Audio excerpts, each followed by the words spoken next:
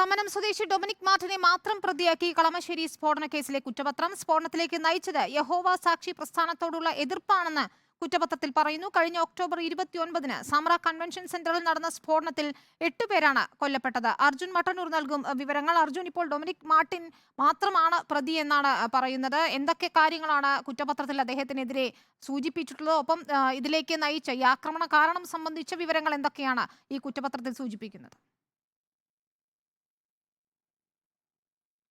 വിനീത വേണു, കേരളത്തെ ഞെട്ടിച്ച കളമശ്ശേരി സ്ഫോടന കേസുമായി ബന്ധപ്പെട്ട കുറ്റപത്രം കഴിഞ്ഞ ദിവസം പോലീസ് കോടതിയിൽ സമർപ്പിച്ചിരിക്കുന്നു. ഇതിൽ പ്രധാനപ്പെട്ട കാര്യം, ഒരു പ്രതി മാത്രമാണ് ഉള്ളത്. അതായത് ഡൊമിനിക് മാർട്ടിൻ, തമ്മനം സ്വദേശി ഡൊമിനിക് മാർട്ടിൻ മാത്രമാണ് ഈ കേസിലെ പ്രതി. യഹോവ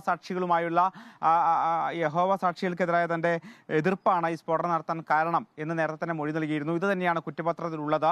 നേരത്തെ ഇതിൽ കൂടുതൽ പേർക്ക് പങ്കുണ്ടോ, വിദേശ ബന്ധം അടക്കം ഉണ്ടോ എന്നൊക്കെ തന്നെ അന്വേഷണ സംഘം പരിശോധിച്ചിരുന്നു. പക്ഷേ ഇയാൾ മാത്രമാണ് ഈ കേസിൽ പ്രതി എന്ന് പറയുന്നുണ്ട്. മാത്രവുമല്ല, UAPA വകുപ്പ് അടക്കം ഇയാൾക്കെതിരെ ചുമത്തിയിരുന്നു. മറ്റ് സ്ഫോടക നിരോധന നിയമങ്ങൾ വകുപ്പുകളും ഇയാൾക്കെതിരെ ചുമത്തിയിട്ടുണ്ട്. എന്തായാലും കൂടുതൽ പ്രതികളില്ല എന്നത് തന്നെയാണ് ഏറ്റവും പ്രധാനപ്പെട്ട കാര്യം. അതോടൊപ്പം തന്നെ ഈ യഹോവ സാക്ഷി എന്ന പ്രസ്ഥാനത്തോടുള്ള തന്റെ എതിർപ്പാണ്, ഇയാളുടെ എതിർപ്പാണ് ഈ കൊലപാതകത്തിലേക്ക് നയിച്ചത് എന്നും ഈ കുറ്റപത്രം പറയുന്നു. 8 പേരാണ് ഒക്ടോബർ 29-ന് നടന്ന ഈ സ്ഫോടനത്തിൽ കൊല്ലപ്പെട്ടത്.